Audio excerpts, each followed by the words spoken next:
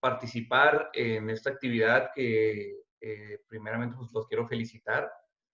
Ya mi generación de joven no nos tocó tanta tecnología, entonces qué bueno que la han sabido aprovechar para algo bueno, para algo que es agradable delante de nuestro Dios. Y sobre todo en estos momentos tan difíciles que estamos pasando, ¿verdad? No solamente en este país, sino en el mundo entero. Estamos todos guardaditos en nuestras casas, ¿verdad? Por peligro del COVID y tantos casos que hemos visto, tantas personas que hemos conocido que han presentado esta enfermedad, que pues ahora sí que se nos han adelantado, pero como ya lo mencionábamos, Dios tiene sus propósitos, tiene sus tiempos, Él tiene el control de todas las cosas. Y qué bueno que se forman estos grupos de oración, porque la oración es muy importante para nosotros en nuestras vidas como cristianos, porque es nuestro vínculo directo con nuestro Dios. Y es muy reconfortante el saber que alguien está orando por ti. Nos ha pasado momentos difíciles en nuestras vidas que se nos ha acercado un hermano, ¿verdad? Que conoce nuestra situación y nos dice, oye, yo estoy orando por ti. Y la verdad es bien bonito y se siente muy agradable el saber que alguien está en nuestras oraciones. Sabemos que nuestros papás siempre están orando por nosotros y eso es maravilloso, o sea, el saber que mi mamá me tiene en sus oraciones, el saber que mi papá me tenía en sus oraciones y el saber que tenía esa protección, la verdad yo me sentía muy seguro porque la oración así es, nos hace sentir reconfortantes y recuerdo momentos de repente que me tocaron, que llegaba a la casa y estaba un poquito asustado por algo que me había pasado y mi papá le contaba a mi papá y me decía, mira, vamos a orar.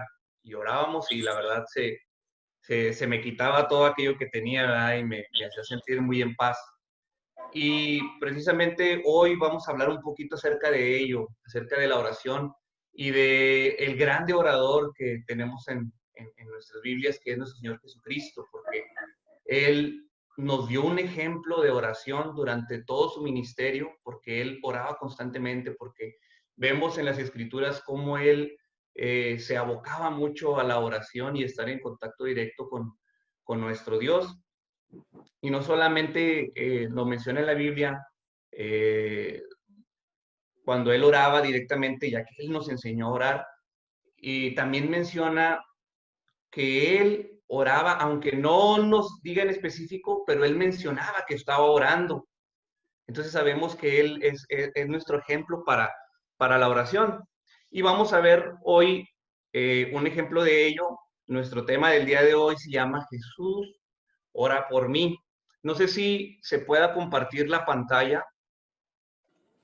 Sí, hermano, adelante. Ya tienes Ok, autorización. muy bien.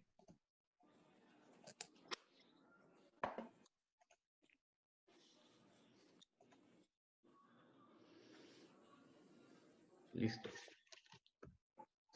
Como les comentaba, el tema de hoy que vamos a tener es Jesús ora por mí. Como les había comentado, Jesús es el mayor orador que tenemos y el mayor ejemplo de oración que tenemos en la Biblia. Y vamos a ver una historia de las que no se menciona directamente o no habla él que estaba orando o dice su oración, sino que él menciona que había orado por aquel acontecimiento. Y antes de entrar de lleno al texto que vamos a estar viendo el día de hoy, vamos a ver un poquito el preámbulo que está detrás de esta historia. Y lo primero que vamos a ver, antes que todo, ¿qué es la oración? Bueno, la oración puede ser una petición, que como lo mencionamos aquí, ¿verdad? Hay varias peticiones que mencionan nuestros hermanos. También puede ser un ruego hacia nuestro Dios y puede ser una súplica. Entonces, para que lo tengamos en nuestras mentes. Y como les había mencionado, vamos a hablar acerca de un momento, Señor Jesucristo, con la oración. Y para empezar eso, dice que estaba nuestro Señor Jesucristo reunido en la Pascua, estaba celebrando la Pascua con sus discípulos y él estaba estableciendo la cena del Señor, este acto tan maravilloso que nosotros tenemos a bien en participar cada primer día de la semana, como así lo estableció él. Y era un momento sumamente sublime en el que estaba con los apóstoles y en el que les estaba dando las indicaciones de cómo, y estaban reunidos los discípulos, estaba él partiendo el pan, se los estaba dando, le estaba dando las indicaciones, y debió ser un momento sumamente maravilloso en la vida de cada uno de los apóstoles, y a quién de nosotros no le hubiera gustado estar ahí. Pero si nosotros seguimos leyendo, pasa algo muy extraño, porque después de haber tenido este momento con el Señor Jesucristo, el haber participado de la Pascua con Él, de haber establecido la cena del Señor, vemos que existe una discusión entre los apóstoles y pareciese que es algo extraño decir, oye, acabas de participar de la Pascua, acabamos de tener este momento con el Señor Jesucristo y empieza a haber una discusión con los apóstoles. Pareciera que los apóstoles eran alumnos que no entendían muy bien las cosas y empiezan a discutir. Y la discusión que ellos tenían era quién era mayor de ellos. Era una discusión que a lo mejor ahorita tú te pones a pensar y dices, oye, bueno, ¿cuál es el fin de eso? ¿Por qué se ponen a pensar los apóstoles en eso? Acaban de vivir un momento tan bueno con el Señor Jesucristo y ahora están discutiendo sobre quién es mayor de ellos. Nuevamente, nuestro Señor Jesucristo empieza a verlos y empieza a predicarles, ¿verdad? Y les empieza a decir, bueno, el que quiera ser mayor de ustedes tiene que ser su siervo, tiene que servir a los demás. Si tú quieres ser el primero, tú tienes que servir. Después de haber dado esta predicación a sus apóstoles, no solamente nuestro Señor Jesucristo les predica de manera verbal, sino que también lo hace con el ejemplo. ¿Y qué es lo que hace después de ello? Lava los pies de los apóstoles. Y durante la discusión que acabamos de ver, se me olvidó mencionarles, que se dice que Pedro era uno de los que mayormente estaba ahí en la discusión, ¿verdad? Porque sabemos cuál era el carácter de Pedro. Pedro era un apóstol recio, era un apóstol que si lo leemos en las escrituras vemos cómo era su carácter, ¿verdad? Él era un hombre de pleito, por así llamarlo, ¿verdad? Era el que sacó la espada y quería por ahí defender, ¿verdad? Que cortó la oreja.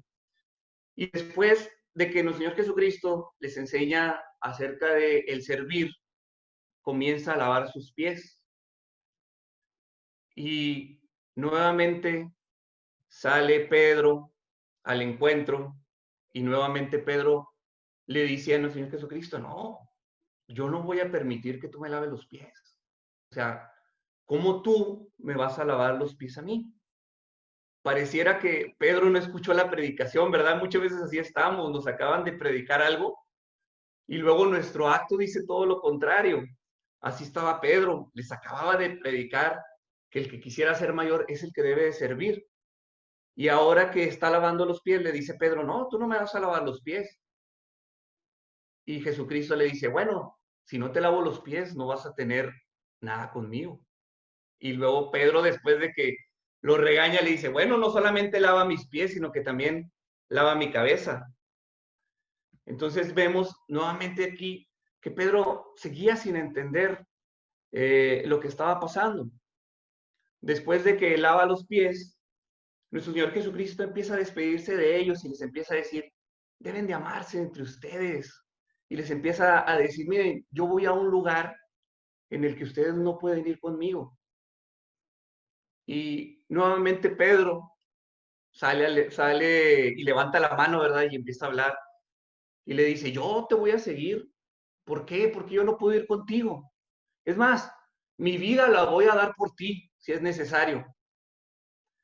Y después de que Pedro hace esta afirmación, llegamos al momento de la historia que vamos a estar analizando durante esta noche. Y lo vemos ahí en nuestras Biblias, en Lucas 22:31. Vamos a Lucas 22:31.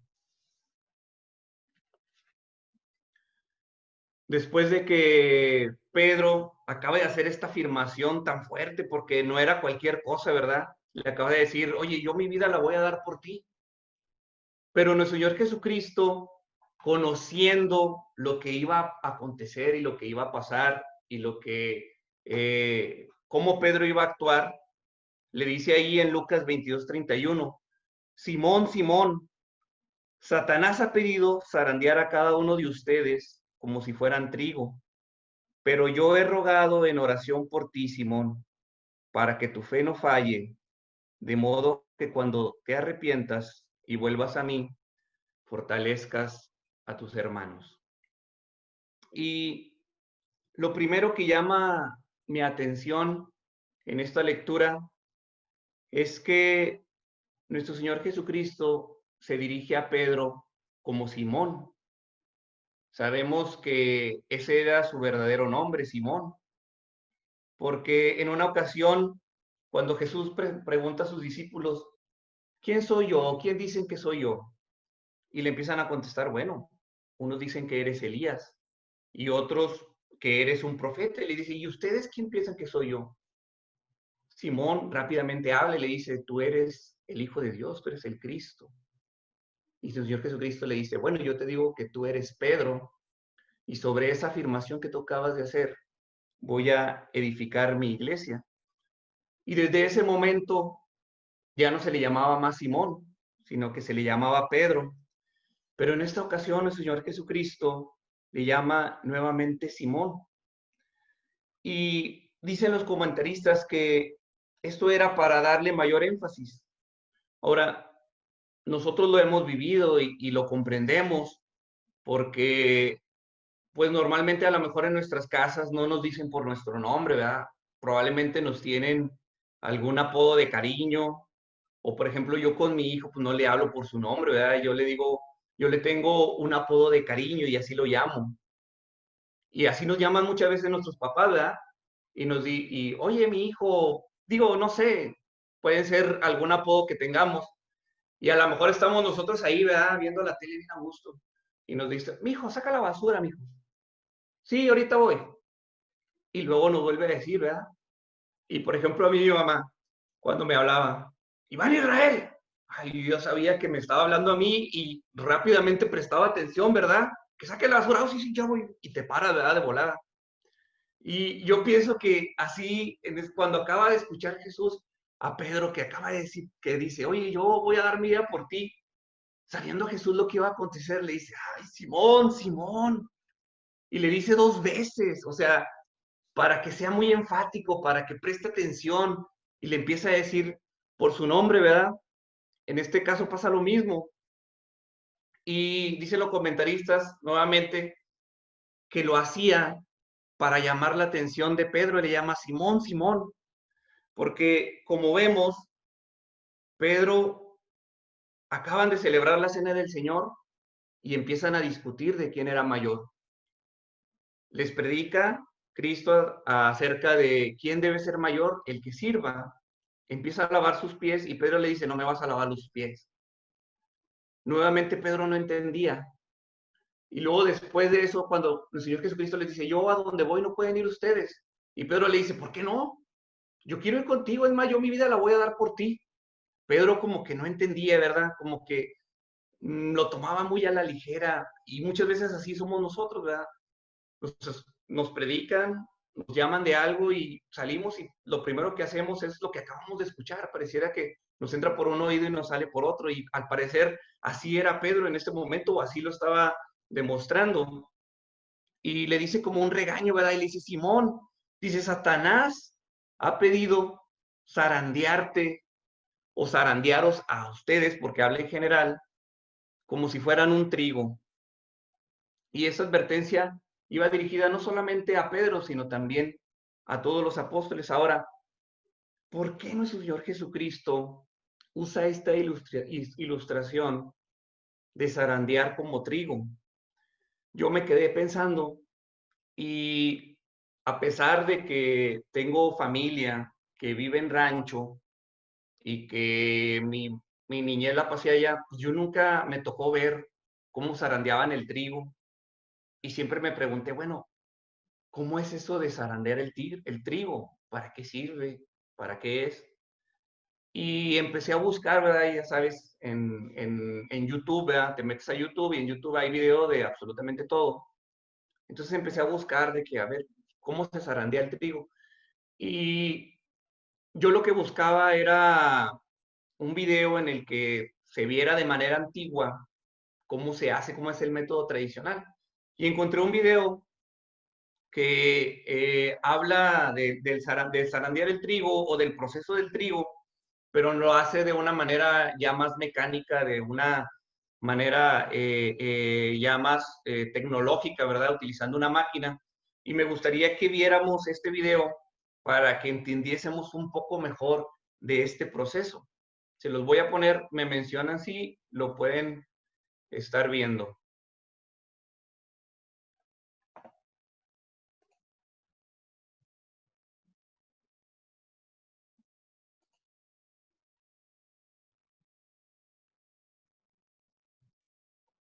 Pero Miren. creo que para compartir en YouTube tienes que dejar de compartir la presentación. Ah, ok, ok. Permítame tantito, porque a mí ya me arroja.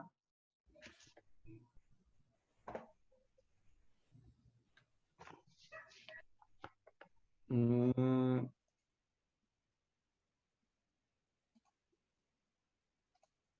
a ver. Me dicen ustedes si lo pueden ver, ¿ok? Y cuando compartes la pantalla, ahí también te aparece la opción de compartir audio. Ok. No, igual el audio no es importante. Ok. ¿Sí lo pueden ver ahí? Sí, Ok. Bueno, ahí vemos un poquito de cómo va llegando el trigo a esta máquina. Y esta máquina tiene varios procesos para ir, ahora sí que limpiando el trigo, ¿verdad? Vamos a ver ahí cómo va saliendo las partes que pues no son necesarias, ¿verdad? Y nos indica, vamos a ver ahí adelantito, y vemos aquí, ¿verdad? Le llaman ellos la merma grande o las partes grandes del trigo, que pues no son necesarias, ¿verdad? Para nosotros. Después viene la merma fina, que ya es un poquito algo ya más específico del trigo que se tiene que estar quitando. Y eso es lo último que le sacan al trigo, que es la merma liviana, que ya es lo último del trigo para que llegue a las personas que lo trabajan para realizar alimentos o cualquier otro tipo de cosas.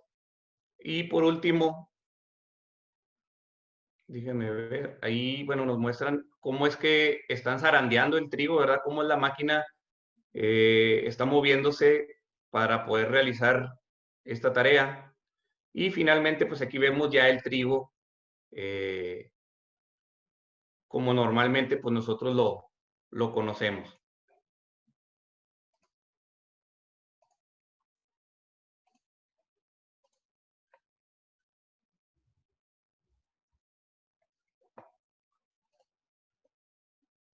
Y vamos a ver un poquito acerca de esto, de este proceso del zarandear. Y me quedé pensando, dije, bueno, eh, personajes de la Biblia que hayan sido zarandeados directamente, porque dice Satanás ha pedido para zarandearos como trigo, o sea, directamente Satanás iba a actuar en los apóstoles, iba a zarandearlos, iba a traerles tribulaciones. Y mi personaje y mi libro favorito de la Biblia, que es Job, es un personaje que fue directamente zarandeado por Satanás. Por ahí no encontré otro y qué bueno que fue Job porque me gusta y me fascina demasiado el libro de Job. Y vamos a tratar de ejemplificar esto que acabamos de ver del proceso del trigo con la vida de Job. Y lo primero que vemos es que se quitó la merma grande, ¿verdad? Vamos a ver ahí en Job 1:11. Y si nosotros recordamos, Job fue el primer libro escrito en la Biblia y no es el primero en la Biblia, el primero es Génesis, pero fue el primero que se escribió. Y yo me he preguntado, ¿por qué Dios permitió o inspiró primeramente el libro de Job? Bueno, seguramente porque Dios quería que supiéramos nosotros cómo es que Él actúa en nuestras vidas, cómo es que Él nos transforma y cómo es nuestra relación con Él, porque realmente eso es de lo que habla el libro de Job.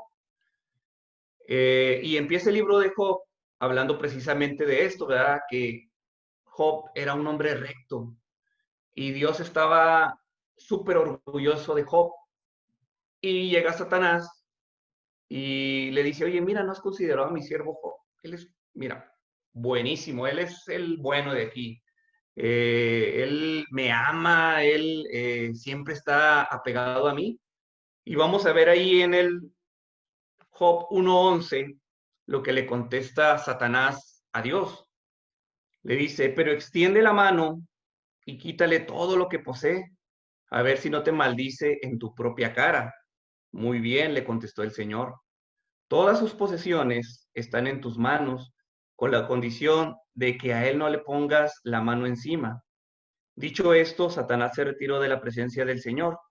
Llegó el día en que los hijos y las hijas de Job celebraban un banquete en casa de su hermano mayor. Entonces un mensajero llegó a decirle a Job, mientras los bueyes araban y los asnos pastaban por ahí cerca, nos atacaron los de Sabá y se lo llevaron. A los criados los mataron a filo de espada. Solo yo pude escapar y ahora vengo a contárselo a usted. No había terminado de hablar este mensajero cuando uno más llegó y dijo, del cielo cayó un rayo que calcinó a las ovejas y a los criados. Solo yo pude escapar para venir a contárselo. No había terminado de hablar este mensajero cuando otro más llegó y dijo, unos salteadores caldeos vinieron y dividiéndose en 3 grupos, se apoderaron de los camellos y se los llevaron. A los criados los mataron a filo de espada. Solo yo pude escapar y ahora vengo a contárselo. No había terminado de hablar este mensajero todavía, cuando otro llegó y le dijo, los hijos y las hijas de usted estaban celebrando un banquete en casa del mayor de todos ellos, cuando de pronto un fuerte viento del desierto dio contra la casa y derribó sus 4 esquinas, y la casa cayó sobre los jóvenes y todos murieron. Solo yo pude escapar y ahora vengo a contárselo. Al llegar a este punto, Job se levantó, se rasgó las vestiduras, se rasuró la cabeza y luego dejó caer al suelo en actitud de adoración. Entonces dijo, desnudo salí del vientre de mi madre y desnudo he de partir. El Señor ha dado, el Señor ha quitado, bendito sea el nombre del Señor. Entonces vemos aquí las calamidades de Job, cómo Job pierde todas sus posesiones y también pierde a su familia. Y uno pudiese decir, oye, es que eso está muy fuerte, o sea, yo creo que yo no podría con eso. Bueno, tan justo y tan bueno es nuestro Dios que Él no nos va a poner una prueba en la cual nosotros no pudiésemos salir victoriosos y pudiésemos resistir. La fe de Job era mucha y Job podía resistir esto. Yo me pongo a pensar y digo, oye, si yo perdiera a mi hijo, no sé, tal vez me volvía loco. Es algo que ni siquiera le pasa a uno por la cabeza, es algo fuertísimo. Y Job, después de haber perdido todo esto, dice que se arrodilló en actitud de adoración y bendijo el nombre del Señor. Y bueno, Dios actúa sobre todas las cosas. Vemos que aquí Satanás directamente estaba actuando Él es el que estaba despojando de todas las cosas a Job, pero Dios tiene un propósito. Así como también ahorita que estamos pasando por estos momentos difíciles, por estos momentos en los que ya queremos salir de nuestra casa, queremos volver a reunirnos en la iglesia, queremos volver a entrar a la escuela, a nuestros trabajos, y que vivimos muchas veces en un miedo constante, porque no sabemos si alguno de nuestros familiares le va a tocar que le dé el coronavirus, y pues estamos a las expensas, pero sabiendo que Dios tiene el control de todas las cosas y que sobre todas las cosas actúa Dios y Él tiene el control de nuestras vidas. Debemos de confiar ciegamente en Él y depositar nuestras cargas en Él.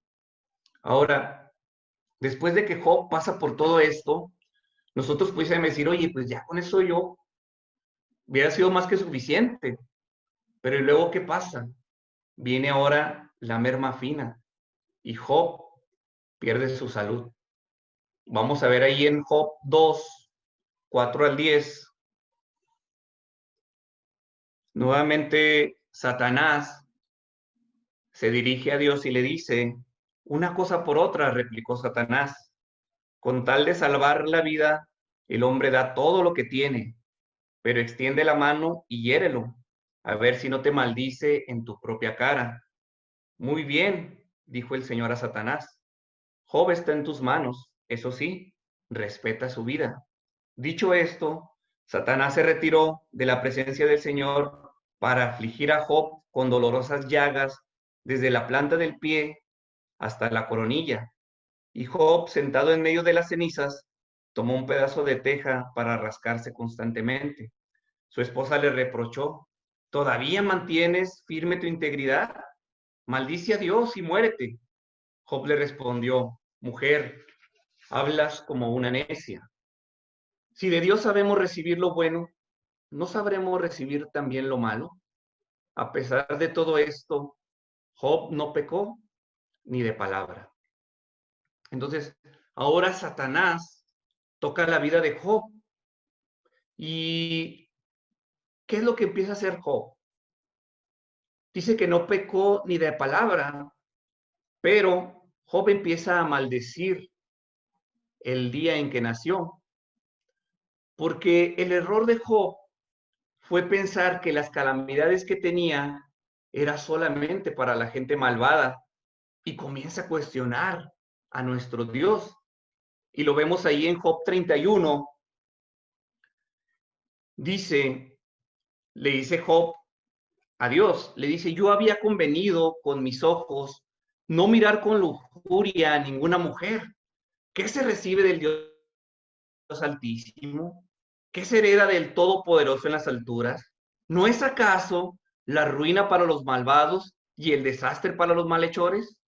¿Acaso no se fija Dios en mis caminos y toma en cuenta todos mis pasos? Si he andado en malos pasos o mis pies han corrido tras la mentira, que Dios me pese en una balanza justa y así sabrá que soy inocente. ¿Sabes? El error de Job es pensar que las calamidades eran solo para los malvados y hace una declaración muy fuerte Job y le dice, oye, Dios, o sea, ve mis actos, o sea, pésame en una balanza y vas a ver que yo soy justo, que yo soy bueno y que yo no merezco todo esto que estoy pensando. Nunca debemos de asumir que la bendición es igual al favor de Dios, pero tampoco debemos asumir que las calamidades significa que Dios te está desaprobando, porque Dios no nos resucita si primero no vamos con Él a la cruz. Por eso Pablo decía, yo quiero conocer el poder de su resurrección, pero también quiero ser partícipe de su sufrimiento. Job pensaba, como nosotros muchas veces lo hacemos, cuando estamos en una calamidad, decimos, ¿por qué me está pasando a mí? O sea, ¿Por qué ahora que me acerco más a Dios? ¿Por qué ahora que estoy más pegado a la iglesia?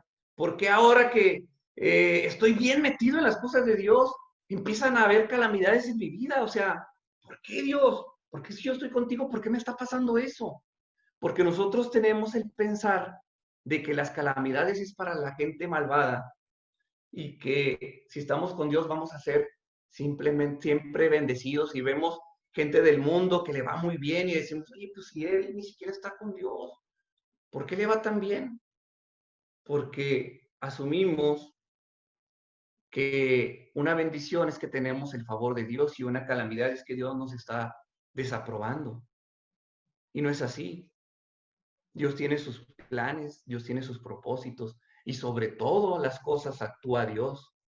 Muchas veces no lo comprendemos cuando estamos pasando por esa calamidad como Job lo estaba haciendo en ese momento. Él no comprendía y él le reclamaba y le cuestionaba a Dios, ¿por qué me está pasando eso? ¿Por qué si yo estaba, es más, yo ni siquiera había hecho un pacto, ni siquiera mirar a otra mujer? Yo podía tener a lo mejor muchas mujeres, pero yo había hecho un pacto con mis ojos, ni siquiera ver a otra con lujuria. ¿Por qué me está pasando eso a mí? Pésame en una balanza, Dios, vas a saber que yo soy justo. Y muchas veces nosotros cuestionamos a nuestro Dios, ¿verdad? Y le decimos, ¿por qué me está pasando esto, Dios? ¿Por qué? Yo no me lo merezco, yo no merezco esta calamidad. Pero nosotros asumimos como lo asumió también Job. Después de esto viene la merma liviana y Dios termina de perfeccionarnos. Vamos a ver ahí en Job 38:4. Dios le contesta a Job. Dios empieza a cuestionar, Job empieza a cuestionar a nuestro Dios y nuestro Dios le responde. Y le dice, ¿dónde estabas cuando puse la base de la tierra? Dímelo, si de veras sabes tanto. Seguramente sabes quién estableció sus dimensiones, la cinta de medir. ¿Sobre qué está puesto sus cimientos? ¿O quién puso su piedra angular? Mientras cantaban a coro las estrellas matutinas y todos los ángeles gritaban de alegría. ¿Quién encerró el mar tras sus compuertas cuando éste brotó del vientre de la tierra? Y Dios empieza a responderle a Job y le dice un chorro de cosas. Si tú te pones a leer el libro de Job, le dice, oye, a ver, ¿tú ordenas cuándo sale el sol? ¿O tú sostienes en su lugar a la constelación Pleiades y al Orión? ¿O has visto a Behemoth, que era un monstruo súper grande? Le dice, a ver, agárralo y ponle un piercing en la nariz. O al Leviatán, que dice que de un solo trago devora los lagos. A ver, agárralo y hazlo tu mascota. Y al ver todo esto, Job, y después de que nuestro Señor le contesta y nuestro Dios le contesta a Job, Job se da cuenta de lo minúsculo que era él. Y así pasa con nosotros también. Cuando nosotros estamos en nuestras calamidades, si nosotros perseveramos, nuestro Dios nos va a contestar. A lo mejor estamos a una semana de que Dios nos conteste. A lo mejor estamos a un mes. A lo mejor estamos a un año. Pero si tú perseveras, Dios te va a responder. Escuchaba ahorita a un joven que estaba preocupado porque no tenía trabajo. Y es una calamidad para él. El no tener trabajo es algo difícil. El no saber de dónde vas a obtener el sustento. Pero si nosotros perseveramos, Dios nos va a contestar. A lo mejor estás a una nada. Persevera. Dios te va a contestar. Eso tenlo por seguro. Y después de eso viene el producto final o el producto cribado, ¿verdad? Es cuando Job conoce a Dios. Vamos a ver ahí en Job 42:5. Es mi versículo favorito de Job. Está entre mis top 5. Dice Job 42:5, dice, de oídas había oído hablar de ti, pero ahora te veo con mis propios ojos. Qué impresionante, ¿no? El decir, yo había escuchado de ti, pero ahora te puedo ver con mis propios ojos. ¿A quién no le gustaría tener un encuentro con nuestro Dios semejante al de Job? A todos. Pero para tener un encuentro como el de Job, debemos de pasar por lo que pasó Job. Y ahí es cuando decimos, oye, bueno, a lo mejor no quiero tener un encuentro tan grande con Dios, porque no sé si estoy dispuesto a soportar todas esas calamidades. Y dice en el 6, por tanto, me retracto de todo lo que he dicho y me arrepiento en polvo y ceniza. Al final de todo este zarandeo que tuvo Satanás con Job, Dios quita de Job toda la hojarasca que él tenía, lo lleva a un nuevo nivel de relación con Dios, pero tuvo que pasar por todo ese proceso. Y así vamos a estar nosotros, para que nosotros lleguemos a un nuevo nivel en Dios. Tenemos que pasar por un zarandeo, tenemos que despojarnos de toda esa hojarasca que tenemos en nuestra vida. Ahora, vamos a regresarnos un poquito al texto base que teníamos ahí en Lucas 23:32. Después de que nuestro Señor Jesucristo le dice a Pedro, Simón, Simón, el diablo me pidió para que los zarandeara a todos ustedes como a trigo. Y dice en el 32, pero yo he rogado en oración por ti, Simón, para que tu fe no falle, de modo que cuando te arrepientas y vuelvas a mí, fortalezcas a tus hermanos. Y esto es lo más importante de toda la historia, de estos textos que hemos estado leyendo. Lo más importante es esta parte, porque dice, pero yo he rogado en oración por ti, Simón. Yo sé lo que vas a pasar, Simón. Yo sé cómo eres tú. Y antes de que cualquier cosa tú dijeras, yo he estado rogando en oración por ti. Y nuestro Señor Jesucristo, ahorita, en este momento, está orando por nosotros, por nuestras calamidades que estamos pasando, por nuestras dificultades. Él las conoce, Él sabe, Él está interviniendo, Él está orando constantemente por nosotros. Y eso nos debe de dar tranquilidad, eso nos debe de dar paz. Como lo mencionaba en un principio, cuando sabemos que algún hermano está orando por nosotros, nos sentimos bien y nos reconforta y nos llena de paz. Cuando sabemos que salimos en la mañana porque tenemos que salir a trabajar, pero sabemos que mi papá y mi mamá están orando por mí y eso nos reconforta y eso nos da paz y eso nos ayuda. Pero debemos de tener en mente que nuestro Señor Jesucristo también está orando por nosotros. Está en constante oración por nosotros. Y no solamente, y así nos lo demuestra en sus escrituras. Si vemos por ahí, cuando hace la elección de sus discípulos, vamos a leerlo porque yo creo que es importante. Vamos a leer ahí en Juan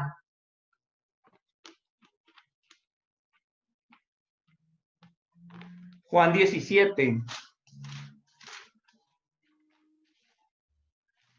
Jesús ora por sus discípulos en Juan 17:20 específicamente. Pero fíjense, el Señor Jesucristo está orando por sus discípulos, pero en el 20 dice, mas no ruego solamente por estos, es decir, por los discípulos, sino también por los que han de creer en mí por la palabra de ellos, es decir, que nuestro Señor Jesucristo, antes de que nosotros lo conociéramos, Él ya estaba orando por nosotros. Él estaba orando por nosotros desde la fundación del mundo. Él está orando por nosotros cuando estuvo en el mundo y Él sigue orando por nosotros. Él sigue intercediendo por nosotros con el Padre. Él está en constante oración porque Él conoce nuestras necesidades, Él conoce nuestras calamidades, Él sabe todo de nosotros y Él está orando también por nosotros. Luego dice, yo he rogado por ti, Simón, ¿para qué? Para que tu fe no falle.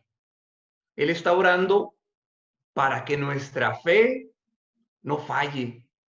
Él sabe que estamos pasando por momentos difíciles. Él sabe nuestras calamidades y Él está orando por algo en específico. Él está orando para que nuestra fe no falle, para que nosotros seamos constantes sabiendo que nos va a contestar a todas nuestras plegarias, a todas nuestras oraciones. Dice, de modo que cuando te arrepientas, y fíjense qué maravilloso es nuestro Señor Jesucristo, porque Él conoce todas las cosas, porque Él sabe todo. Y le dice a Pedro, mira Pedro, le dice, yo sé que Satanás va a venir y los va a zarandear. Dice, pero yo he orado por ti para que tu fe no falle. Y luego le dice, de modo que cuando te arrepientes, es decir, que él sabe todas las cosas, él sabía que iba a fallar Pedro, él sabía lo que iba a pasar. Y le dice, de modo que cuando te arrepientes, es decir, yo sé que tú eres humano, yo sé que vas a fallar, pero yo espero que tú te arrepientas y vuelvas a mí. Él sabe que somos débiles, él sabe que fallamos, pero lo que espera él de nosotros es que nos arrepintamos y volvamos a él. Él está con los brazos abiertos, esperando que vuelvas, esperando que te des cuenta de tu error, de que te arrepientas de lo que hiciste y que vuelvas a Él. Y durante todo este proceso va a haber gente o va a haber personas que te van a dañar o va a haber personas que tú vas a dañar. Pero Él está esperando que tú te arrepientas, que tú perdones, que tú pidas perdón y que tú vuelvas nuevamente a Él, porque Él te está esperando para tenerte nuevamente cerca, para tenerte arropado en sus alas, para tenerte cubierto de sus bendiciones, porque así actúa Dios con nosotros. Él nos tiene que despojar, Él nos tiene que perfeccionar y en todas las cosas que pasan en nuestra vida, Él está presente. Él tiene el dominio de todo y Él sabe por qué hace las cosas. Nosotros, cuando estamos pasando una calamidad, solamente nos enfocamos en eso, solamente vemos esa parte de la historia, solo vemos ese pequeño espacio, pero Él conoce todas las cosas. Y cuando nosotros realmente ya vemos el porqué de las cosas, nos arrepentimos y decimos, oye, ya sé por qué estaba pasando todo eso. Me arrepiento realmente de todo lo que pensé, de la gente que lastimé, de la gente y perdono a la gente que me lastimó, y yo vuelvo a Él. Pero después de que volvemos a Él, nos, nos dice algo bien importante. Dice, después de que te arrepientas y vuelvas a mí, tienes una tarea bien importante y es fortalecer a tus hermanos. Tú ya pasaste por eso, tú ya sufriste, tú ya sabes. Ahora te toca fortalecer a tus hermanos, ayudar a aquellos hermanos que los estás viendo en una calamidad. Debes de fortalecerlos, debes de ayudarlos, debes de ver por ellos, debes de amarlos.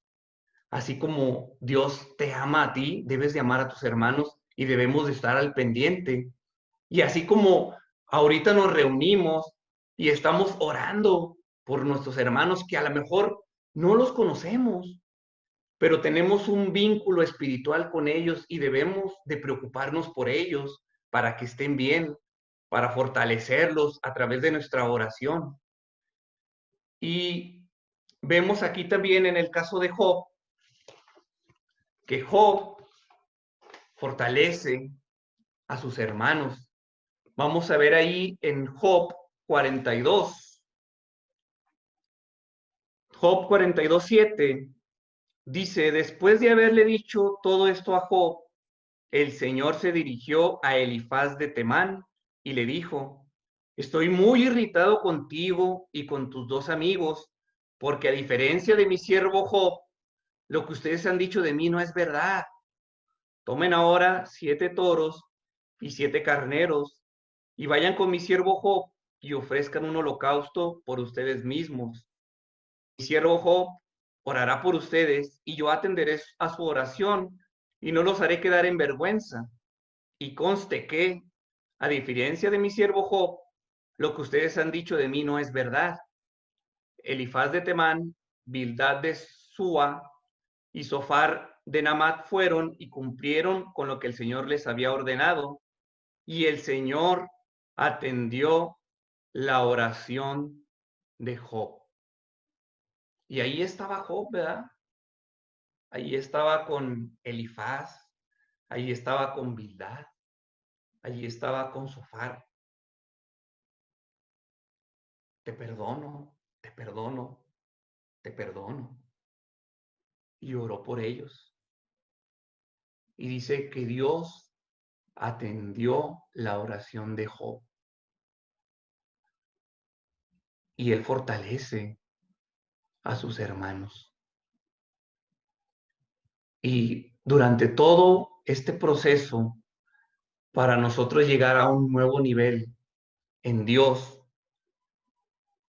no vamos a poder cerrar ese círculo, no vamos a poder crecer, no vamos a poder llegar a un nuevo nivel en Dios si nosotros no perdonamos, si nosotros no pedimos perdón, si nosotros no fortalecemos a nuestros hermanos. Y fíjense ahí en el 42, en el verso 10, dice, después de haber orado Job por sus amigos, el Señor lo hizo prosperar de nuevo y le dio 2 veces más de lo que antes tenía. Dios no prosperó a Job hasta que Job no cerró ese ciclo, hasta que no fortaleció a sus hermanos, hasta que no oró por sus amigos, hasta que no los perdonó. Es entonces que después de que pasa eso, Dios le da el doble de lo que ya había tenido y nosotros no vamos a poder completar ese círculo, no vamos a poder avanzar, no vamos a poder llegar a un nuevo nivel si nosotros no nos restauramos, si nosotros no ayudamos a nuestros hermanos, si no restauramos esa amistad que se perdió, si no perdonamos a esa persona que nos ofendió, si no pedimos perdón a aquella persona nosotros ofendimos, vamos a poder cerrar ese proceso, no vamos a poder cerrar ese ciclo si no fortalecemos a nuestros hermanos. Y es lo que le dice Cristo a Pedro. Le dice, yo he orado por ti para que tu fe no falle, pero yo sé que vas a fallar, pero cuando te arrepientas, y vuelvas a mí y que ya hayas aprendido, entonces fortalece también a tus hermanos, ayúdalos, perdónalos, pídeles perdón, porque después de que hagas todo eso, vas a llegar a un nuevo nivel, vas a tener una nueva relación, vas a tener una relación más estrecha y más cercana y vas a poder ayudar a los hermanos, vas a poder apacentar la grey, vas a poder ver por todos aquellos nuestros hermanos que se encuentran en calamidades. Y Dios quiera, hermanos, que hayamos aprendido algo en este pequeño mensaje que tenía preparado para ustedes. Y los sigo invitando a que no se echen para atrás, que sigan adelante con estas reuniones, que sigan adelante con esta oración, porque como les había comentado, la oración es gratificante, la oración nos llena de paz. Por eso, el Señor Jesucristo estaba en constante oración. Si tú lo ves, Él siempre estaba orando, Él siempre, en cada cosa que hacía, en cada decisión, en cada momento, Él estaba en constante oración, porque es el único vínculo que tenemos para hablar directamente con nuestro Padre a través de Cristo Jesús, que también está orando juntamente con nosotros por nuestras necesidades. Que el Señor les bendiga, hermanos.